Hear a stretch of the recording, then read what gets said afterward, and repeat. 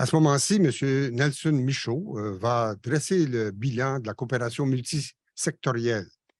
Il nous présentera son point de vue aussi, sans doute, sur les perspectives d'avenir de la relation entre la France et le Québec. Comme je le disais en ouverture, M. Michaud est professeur titulaire en sciences politiques et en relations internationales à l'ENAP, l'équivalent québécois de l'ENA en France. Il a occupé les fonctions de directeur général de cette prestigieuse institution de 2011 à 2016. Auteur prolifique, il a signé plusieurs ouvrages, dont le livre qui a pour titre « Secret d'État ». Cet ouvrage-là a beaucoup de succès en France, en Belgique, en Suisse, au Québec, bien entendu. Ses travaux de recherche lui ont valu des prix d'excellence en 2004 et en 2005. Alors, sans plus tarder, je l'invite à prendre la parole.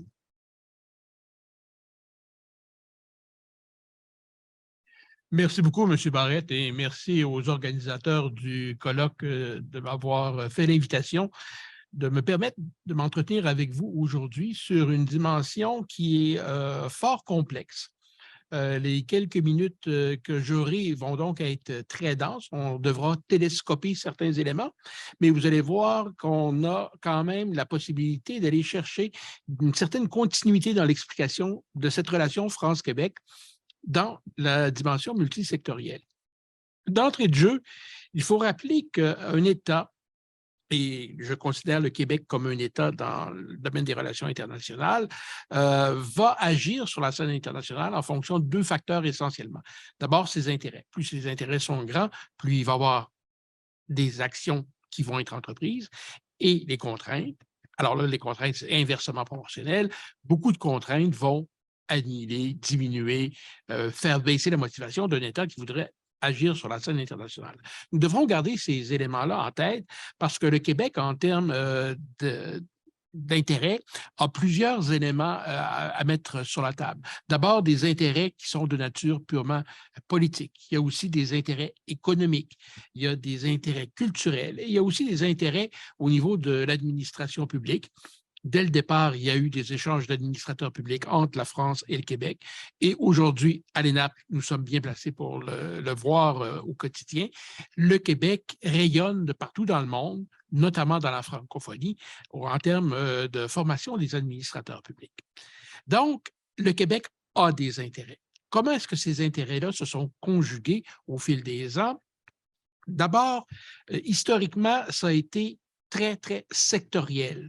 On a fait référence tout à l'heure à Hector Fabre, qui était à toute fin pratique un délégué commercial à Paris. Il était là pour s'assurer que les intérêts économiques du Québec allaient être bien servis.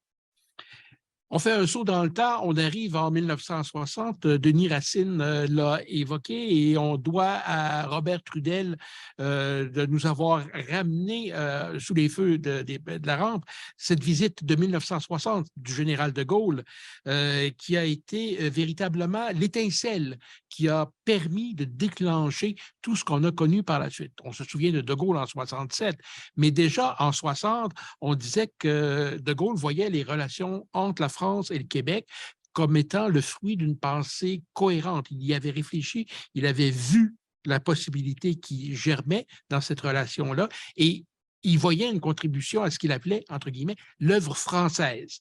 Et il voyait ça dans tous les domaines. Donc, cette pensée, cette vision, a percolé autant du côté français que du côté québécois. Et c'est là où la dimension multisectorielle est davantage apparue. D'abord, on a ajouté une dimension beaucoup plus culturelle, identitaire à cette relation au cours des années 60. Ce n'était plus seulement une relation économique. Les années 80 ont vu deux grands documents être produits, un par Bernard Landry sous le Parti québécois et l'autre par John Chiachia sur le Parti libéral. Ces deux énoncés de politique ont amené des jalons nouveaux. Notamment sous M. Landry, la dimension économique a véritablement été articulée.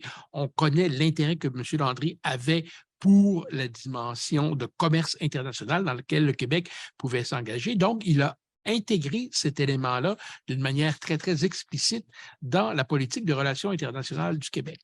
Ce qu'il faut retenir surtout de ces deux grands énoncés de politique, c'est que dans les deux cas, on va faire référence à l'interdépendance du Québec. Donc, on n'est plus simplement dans un canal univoque, on est véritablement dans une vision beaucoup plus large où le Québec s'ouvre sur le monde et la France devient son partenaire privilégié pour articuler ces éléments-là. Donc, l'évolution des relations internationales du Québec vont être jalonnées par ces grandes pensées-là, par une doctrine aussi. On connaît tous la doctrine Gérin-Lajoie qui a été énoncée et qui a structuré à toute fin pratique à peu près de 1965 à 1985 l'ensemble de ces éléments où le Québec a interagi sur la scène internationale. Pour rappel, la doctrine Gérin-Lajoie parlait du prolongement externe des compétences internes du Québec et Jean Charest, dans un discours à l'ENAP, son grand discours d'énoncé de relations internationales, a utilisé une formule choc qui est aujourd'hui beaucoup plus connue. Tout ce qui est de compétence du Québec chez nous est de compétence du Québec partout. On l'a entendu souvent et je crois que c'est une formule qui va rester. Donc, on a cette possibilité d'ouvrir sous différents horizons. J'évoquais le livre blanc de Bernard Landry où on a déjà plusieurs éléments qui se conjuguent. La solidarité, notamment la solidarité internationale, comprise véritablement en termes de développement international et non pas simplement en termes d'occasion d'affaires. Les questions d'environnement s'ajoutent, les questions de sciences et de technologie. Alors, on voit déjà un éventail s'articuler autour de cette nouvelle politique et ça va culminer, si on veut, avec les négociations entre le premier ministre Johnson, que nous venons d'entendre, et le premier ministre Mulroney, avec le président Mitterrand, qui, les trois ensemble, ont réussi à dénouer le nœud gordien de la relation Paris, Ottawa, Québec, sur la scène internationale. Qu'est-ce qu'on fait? On a pu créer l'Organisation internationale de la francophonie à partir de la CCT qui avait déjà vu le jour dans les années 60. Donc, déjà là, on a un outil qui va permettre une action multisectorielle beaucoup plus articulée, beaucoup plus grande, beaucoup plus prégnante, si on veut.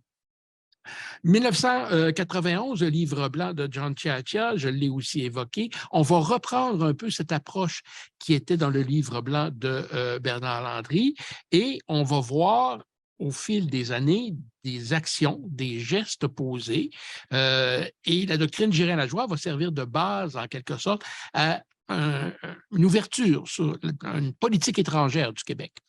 Je l'ai évoqué dans différents écrits. Ça a été source de débat et on a contredit ce que j'approchais comme réalisation du Québec.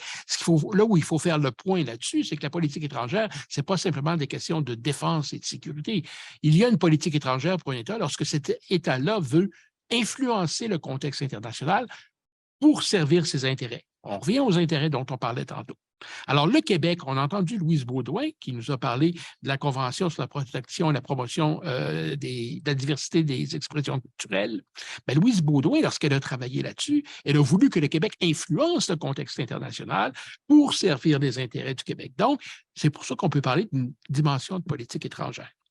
Alors, on voit qu'on a une approche qui est beaucoup plus large que ce qu'on avait dès le départ.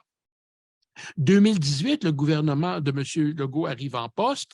Le ministre Fitzgibbon, ministre de l'Économie, tente de faire modifier la loi sur le ministère des Relations internationales pour amener davantage de pouvoir sous ses responsabilités propres. Il ne réussit pas à passer tous les amendements, mais il y a un élément qui demeure.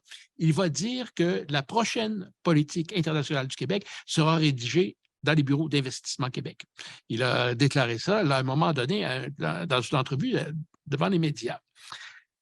Cette approche referme un peu ce qu'on avait amené comme éventail multisectoriel en redonnant l'accent directement sur l'économie, en faisant que les délégués du Québec soient essentiellement des délégués qui font la promotion du commerce en faveur du Québec.